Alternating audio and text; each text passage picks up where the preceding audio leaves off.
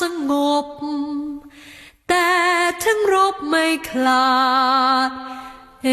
กราชจะไม่ให้ใครคมขีมากกว่าหน้าที่คือหัวใจและจิตวิญญาณของทหารกล้าที่มุ่งมั่นต่อการปฏิบัติทุกภารกิจเพื่อพิทักษ์ปกป้องอธิปไตยบนผืนแผ่นดินทองของไทยทุกตารางนิ้ว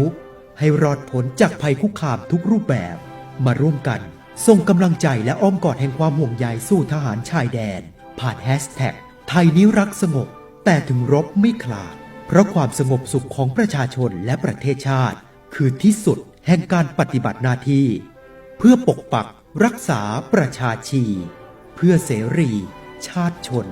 ของตนเอง